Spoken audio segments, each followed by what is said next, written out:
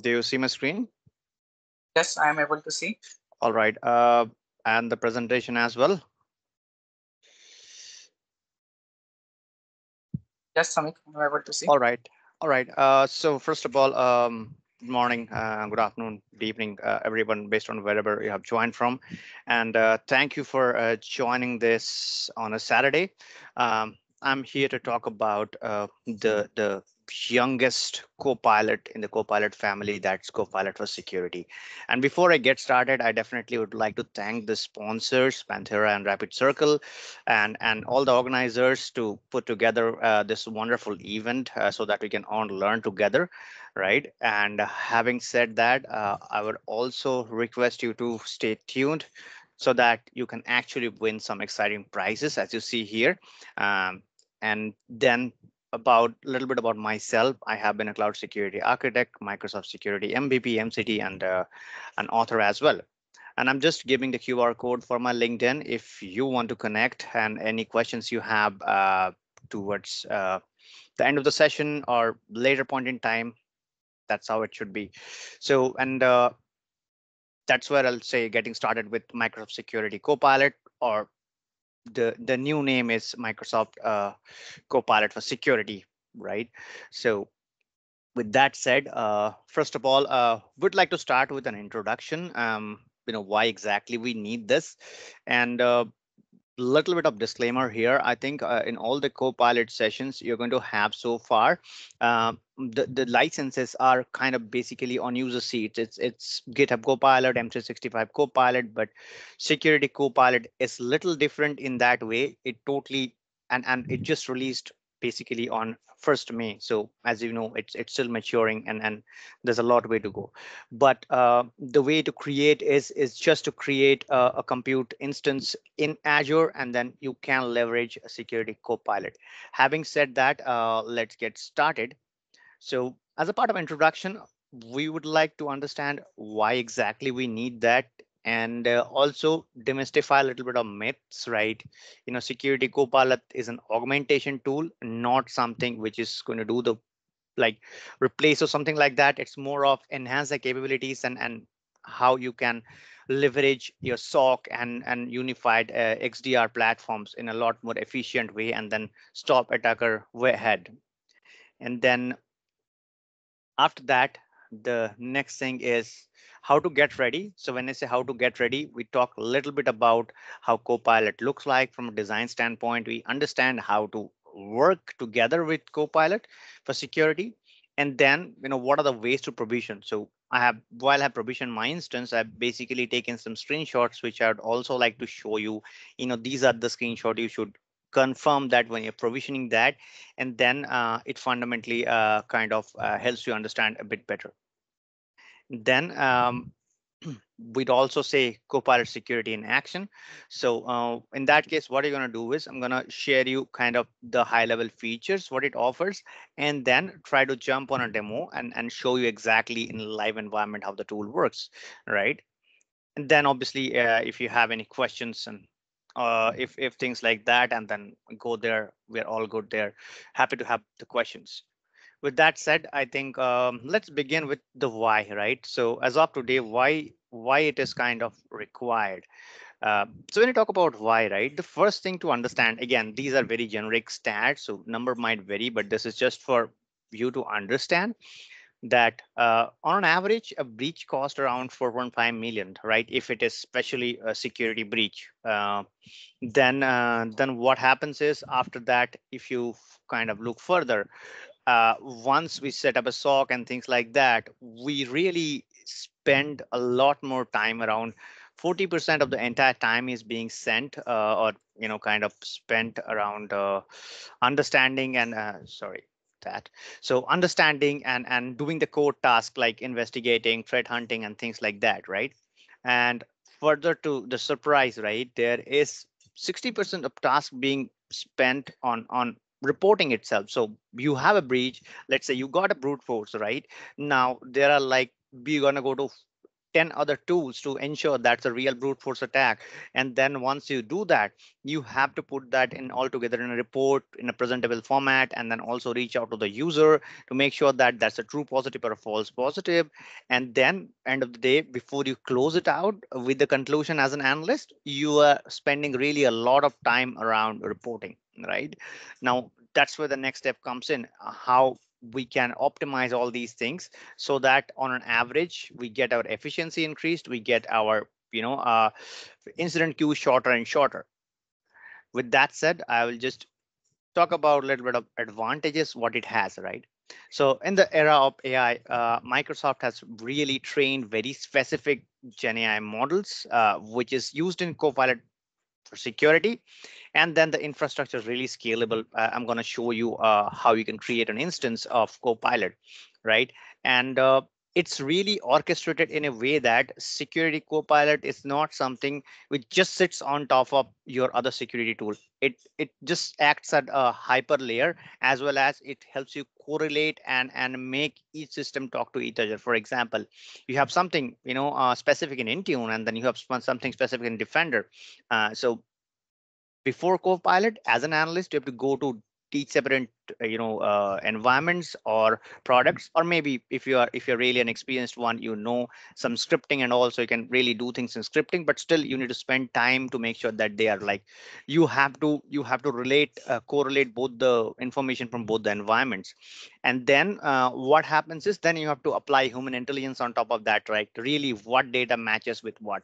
For example, Intune might have an IP address, Defender have another IP address. So you really need to understand, like, one might be public, one might be private IP address. So those things cannot be matched, and those things cannot be like written on the program. That's where the AI piece comes in.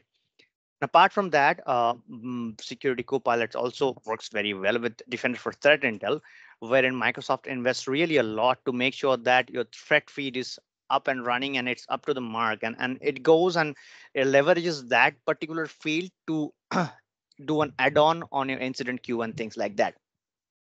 And once that is all that is done, right? So we have something called prompt books, which is very particular to this Copilot, right? In that case, what's happening is, if we talk about any incident we take, let's say it's a brute force, it's a password pay, or it's a reconnaissance, whatever. So as an analyst, if we are spending, like, we have spent really some time in SOC, we understand that, no, for a brute force, we have to follow 5 steps. For example, alert comes in that if it is a brute force, that's supposed to have a user on which the brute force is tried, that's supposed to have an IP address from which IP address that was tried. Then we're going to take 5 steps. Like, number one, check the user's log history for last 60 days. Did he sign in or try to sign in from anywhere else other than his local or regular location? Second thing, look at the IP, go to some IP reputation score vendors, right? Maybe by Aristotle, and understand, like, is that IP good? Is that IP bad? Or was there a flag and things like that? Then again, you combine both through, and also look at your entire sign-in log, saying that, okay, let's look at how many others user are trying to log in from that IP address, right? Then you add a layer that just make sure that if you find that, okay, the TI feed is saying that, or virus totally saying that the IP is good, the reputation score is really, really green, then you're going to check that, is it something on your VPN IP addresses, one of the VPN endpoints wherein everybody wants to come in and it's a normal failure, or it's still a new things which came up like yesterday in the market as a threat, right? So that's where combining the steps is used, and basically use prompt books to combine all these things. And Security Copilot comes with a pre-built prompt books to address certain scenarios like script analyzer and things like that. And that's how it is advantageous. It is not only a tool sitting on top of it, it basically combines the tool with, you know uh, with good infrastructure scalability, and also it is very specific to security, and that's how it is orchestrated. And beyond orchestration, it can define your prompt books, which is a sequence of prompt to make sure that starting an incident is created to the closure of it, you can automatically try to close it. And by doing that, you eventually enhance your other metrics like mean time to closure, time spent on incidents on every day from a SOC analyst perspective. And and at the end, obviously, you train your team so that they're more efficient and they can handle more incidents and they can be really proactive in the security measurement, right? So that's what the advantage looks like. And coming to the readiness of it, right? uh, what we talk about is, let's try to look at, when it's readiness, how it works better. So obviously it's given that because it's Azure resource, you can definitely spin up a Copilot instance and keep running. You might not actually need any of the products to be in there, but the purpose it is built is to make sure that you have all other Microsoft security stack product deployed and they're configured rightly so that security Copilot can give its best performance, right? Coming to XDR, how it can help. On top of XDR, it can help, investigate and respond threat in a guided, experience way, because it can correlate to different of TI and things like that. And also by doing that, your analyst gets a growth and understands like how I should kind of, treat this incident, and next time it comes, I know the flow, how to close it. Also, with AI driven threat intel, as I mentioned, in different for TI, you can assess the risk. It's really risky, and these are like kind of treated as a human like behavior, right? And that's how it helps on top of different for XDR. The next one is unified SOC. Again, it is basically sits on your combined unified SOC environment. And it also, because unified SOC have all your incidents in single place, right? Copilot kind of scans through all when you issue a prompt to Copilot, and then gives you a lot more crisp response and, confident response, because it has a lot of incidents and all the incidents across the environment at its disposal. And then obviously it goes beyond the skill set, right? The next one is Microsoft Purview. Again, it depends on how you have, configured Purview. But again, if you have done the Purview right away, and then it's really kind of configured with all the labels and all, it basically helps you to scale your visibility and summarize your incident response things, right? Then and the next piece is Microsoft Entra, which I all know is Microsoft Identity piece, right? So imagine that you are investigating something in Defender or Unified SOC platform, and for a user, and that user is already has a risk in Entra ID. So Copilot can really go and assess that, okay, there's a risk, so that means there's a possibility that that user is not behaving the right way it is, or there's a high possibility of user getting compromised, right? So that's how it basically not only sits on top of each of the platform, it also kind of helps to speed up the entire process of troubleshooting. And as you know, in the world of security, each second counts. So if you do faster troubleshooting, you can really close incident faster and make sure, if the attack is already in place, right, you can contain it at a faster level and make sure that it doesn't, grow further, it doesn't spread further, right?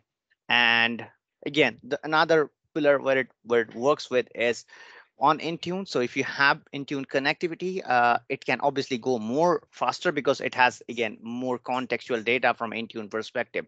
And it knows, like, for example, coming to the same thing, you have an incident and that has an entity that's a user entity, and then that can, Copilot can go and check in Entra that is the user really having a high risk user or medium risk user.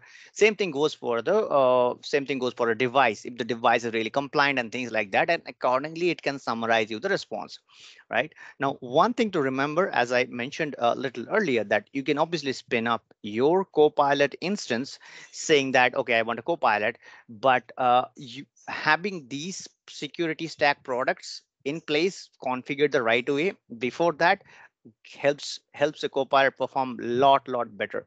And that also somehow goes to the permission. For example, um, you have created a security Copilot instance, and then you have given permission to an analyst, but they don't have permission to, for example, Purview. They don't have permission to Intune, or don't have permission to enter ID.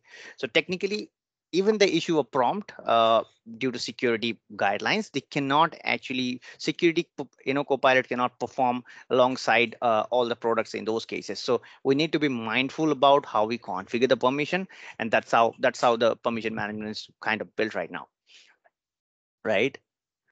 Now, let's take a deeper look that technically how Copilot works, right? So like any other Copilot, right, we as a human, either we are a IT admin, either or we are a SOC analyst, or we are a IT manager, wherever we are, we come and submit a prompt, which I'm going to show you how the prompt looks like and what the prompt should be and things like that. And then once the prompt is being done, submitted, it goes to Copilot for security as a front layer. It goes to the orchestrator, right? Basically that understands that, okay, if you have given a prompt, if that prompt contains, let's say you're asking give me the incident summary only from Defender, or you say give me the incident summary. So there are two different things. One thing is to understand, orchestrator understands that, okay, if I break this entire prompt, I need to understand what other things can be plugged in as a as a plugin, or as a other options, for example Intune and things like that. And then it basically builds the context. And in the meantime, let's say you have written some custom plugins, which I have done so far. If time allows, I'm definitely going to show that. So for example, there is some query that show me the summary of this incident, also go and check in internet, for example, that is this really malicious, or what is the reputation score of this. So depending on how much custom plugins you have, it's also going to enrich based on that, right? And then it will start responding. And when it start responding, it doesn't respond what it processes. It basically combines all the data, and then before it responds actually to you or to user, it again kind of formats the data in a lot understandable way, and then that's how you receive a response.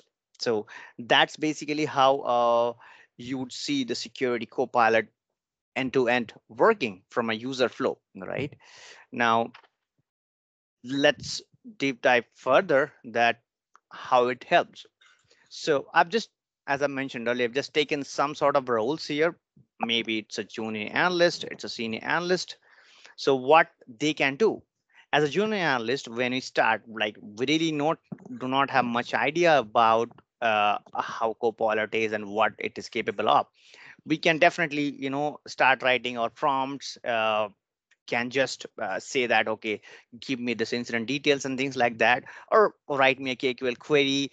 Or let's say as a junior analyst, I got a really weird script. So in some incident there is a script captured, and then as an analyst I don't understand, I just go and tell security copilot, can you analyze the script for me, right? And I'm going to have a demo on that, how that looks like and what kind of response you keep. It doesn't matter how much big the script is and how much small it is really detailed enough in response. Then if you are like a senior analyst, you can still write things, understand code, but you need a little bit of extra guidance, maybe a second pair of eyes, which as an analyst you always do over searching over internet and getting things, searching in Intune and all the security products. Now that's where it can actually rephrase and correct your whatever you have kind of given. Or let's say you are doing something like, okay, you have a script, you are writing KQL queries, you want to know that, okay, I got a vulnerability. Copilot can tell me, okay, this is a CVE, this is the impact of the CVE. Do we have that in environment? So those kind of things also can be surfaced by security copilot. Then the prompt book, as I mentioned. So as an analyst, when we work day in day out in a SOC, for almost for every incident comes up, mostly we have a defined playbook. Playbook means, again, coming back to the brute force example, that let's say we get brute force, we get a user, we get IP, we're gonna check the user. Okay, if the user is really having sign-in blocks for last 6 months or last 3 months, for example, then check the user if that user is really have signed in from yours anywhere else in last 30 days. Then go to the IP, check the IP reputation things, and like that's the playbook, and that's how the SOC operates at a very high level. Now those things can be very well put into a kind of prompt book, and that can be reused. So once you define a prompt book, that can be used by a junior analyst, that can be used by a senior analyst with a little bit of tweaking too, right? And I'm going to show you how also prompt books looks like, right? Then At the end, combining all together, as I mentioned, Copilot is basically an augmentation tool, right, which helps to increase the efficiency, to increase, the understanding of the security landscape to everybody who is interacting with, either it's a junior analyst, either it's a senior analyst, or it's IT manager, or whoever basically uses it, right? Now, if I look at how it helps, right, just pass it on here. Then the next thing here, right? So what you could do is, uh, let's say we have been using security copilot and security. So, sorry, I think I got an echo. If there's anyone, if we could, thank you. So ideas how you can measure, because SOC and security is mostly about matrices, and the metrics is only tell you the story how efficient you are and how you're actually increasing the efficiency, right? So there are some ideas, because this is really a new tool, that how you can measure, right? So fundamentally there are certain things. So before we get started with your security copilot journey, right, let's say a couple of months back, try to measure your mean time to respond, and your incident work per day, and your average resolution time. Let's say this top three metrics is, for example. Then let your team use security copilot, and then after a month, or maybe 2 months or 3 months, you again measure that, what is your mean time to respond, what is your incident work per day, what is your average incident resolution time, things like that. So that can very well give you a good graph of good differentiation to help you understand the ROI and the efficiency you have built using security copilot, right? And this is like high level key metrics, how you measure, right? To get it to the grassroots level, what you can do, you can start some generic practices, like, a side by side challenge with your two best analysts. So just give your two analysts two incidents, and then tell them just go ahead and use security copilot, and how they can interact it, because it is a really lively tool, right? This is not a protocol based tool that it always gives you the same response for everybody. It is also depending on how an analyst is interacting with it, and how he can best use of it.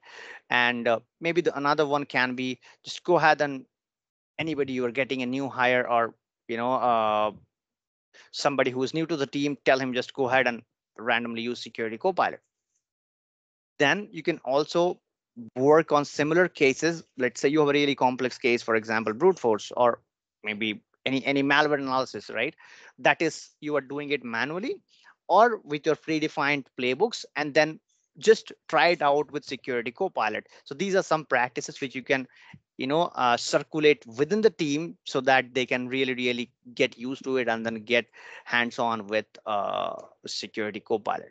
And the last and but the not least part, we're all humans. So when you give people an advantage, so that they can really get benefit out of, and that eases and that really reduces their workload, make them more efficient, obviously they're happy, right? So that's also a measurement criteria, because as a team, when you get those kind of tool sets to the SOC analyst, or to the senior analyst, they really can make more use of it, because they have already done their work within less time what was allocated to them, right? Now, with that said, I think let's try to look at the next piece of how do we see in action. And as I mentioned, right, before we jump onto the demo, let's understand how we gonna run through the demo actually. So we're gonna introduce Security Copilot, which is the URL I'm gonna show you, and how the tool looks like. And the features, there are some features like, in terms of prompt books, you have a script analyzer, which I have a demo for. You have incident summaries, and the incident summaries, coming back to the very first slide, a lot of our time as an analyst goes into building a report from an incident rather than actually investigating it, right? So this can really narrow down that piece of work, because it has all the data, and it's really AI enabled, and understand a human like language. And obviously you can integrate with TI data. Also, if you have vulnerability analysis data, and Microsoft Defender for threat intel data, right? And some more handy options, which I'm gonna leave you with, so that you can, when you try your Copilot for security, you just click every every aspect of it and also go some extra mile with it. And then obviously the end of the demo there. So with that said, let me try to bring up my Copilot instance here. All right. So I'll be happy if you could give me a thumbs up once you see my Copilot screen.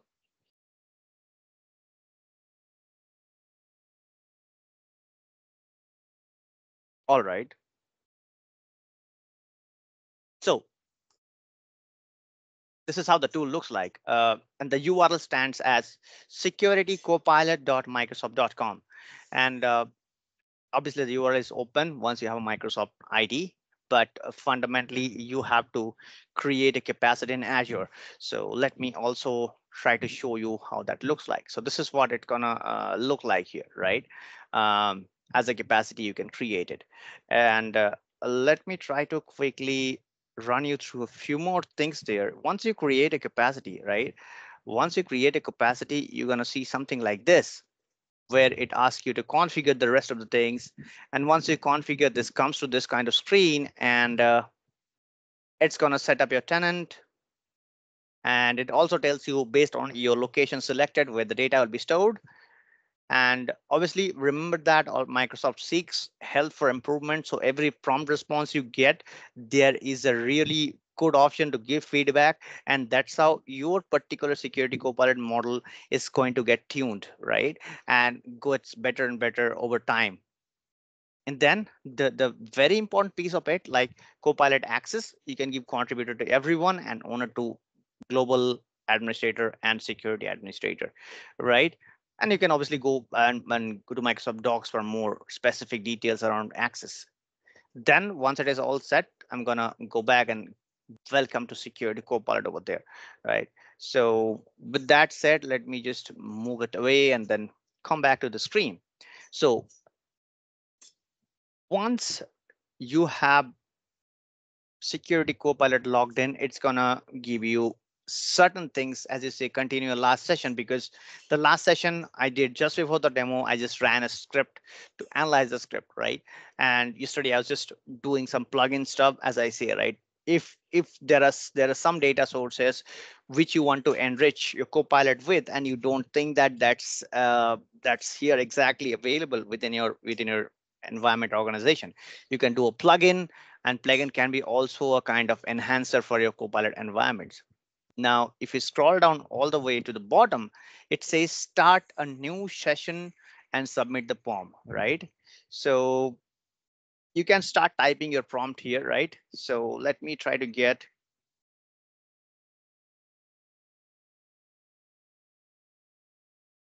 could you please help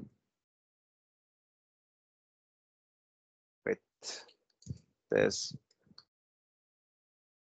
something like that. Let me just try it, and obviously I need to hit enter or press the button.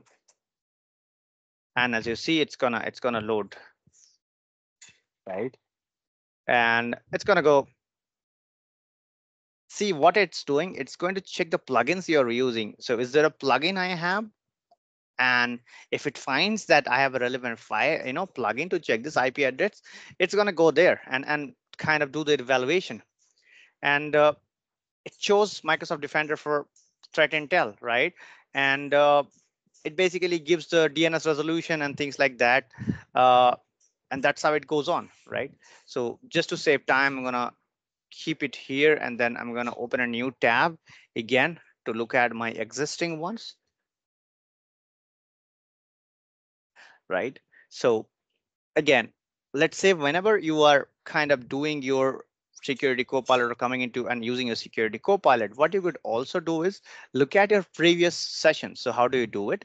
In the left navigation, we just expand this, and I'm going to say my sessions, right?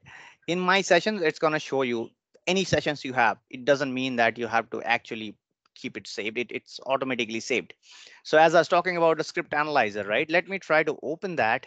And once I open, right, you can actually see uh, what exactly it looks like and what is the prompt I give. So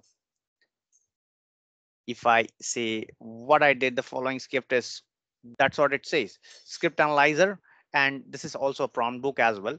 So it says 3 steps completed. It chose a generic one, processed a request, and here it goes. It tells you it was just a one-line script which I asked it to analyze, but it has really gone into details, right? And shown me what other things can be done and what is the outcome of that, right? And gonna show me list. So basically, as I said, it is a prompt book, right? So I'm going to show you an example of prompt book shortly, but fundamentally, if you look at when I ask for a Samik, script, sorry to interrupt you. We have yeah, only 10 minutes left. thank you. Thank you for that. Sure. So coming back to this point here, right? Uh, so this as is a prompt book, right? And prompt book is basically a bunch of prompt flow or bunch of prompts tied to each other, and the each next prompt is dependent on the previous prompt response. So first it is going to read the script, and then it's also going to kind of show you the process reputation of the IP and host name if it is found, and things like that. And if you look at after each response, right, it says that how is the response. That means this is the place where Microsoft seeks that we give feedback that if I click on that, looks right, needs improvement, inappropriate. Depending on these response, actually my particular this instance will get tuned, and accordingly it will start working more and more, right? You can download that, and you can, if you're building any separate report, you can always copy the response and things like that. And the list goes further. So that's how you can see here, right? And fundamentally, if you look at this, has really given much more details around the script. And at the end of the day, it is giving me executive report as well. So think about that only by giving a script how much it can do, and how much enrichment it can do as a user. And now as an analyst, if I do this manually, it's gonna obviously take hours, and then there's no way that I can get this crisp report really shortly, right? Now this is one of the existing prompt I have shown. Let me also show you a single prompt over here, which is not exactly a prompt book but just a prompt. So I'll go to my sessions again, and I've just got a plugin, right? So click on that, and that plugin is basically going and doing all the search for GCP IP address. Internally, that's the KQL query, nothing much.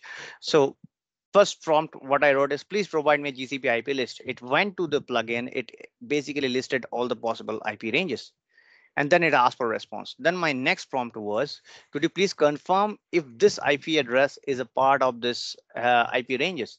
So you see, in IP ranges, I did not mention this particular IP. Rather, I did IP ranges. So internally, it did IP lookup and then kind of showed me which subnet it is falling to. For example, this is a place. So this is where you see, right?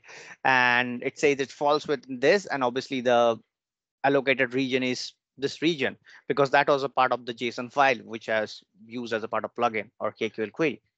Um, and then could you please confirm that this address is correct and also the IP reputation score? Now, if you look at this as I'm talking about context, right? So it gives you an IP address, the same response, almost similar, that fundamentally what happens is it gives you a detail around the IP address, and then tells you where the IP address is from my plugin. And then it went over the internet because I have the internet plugin, or let's say any other plugin, for example, as it said, it's came from MDTI as a reference.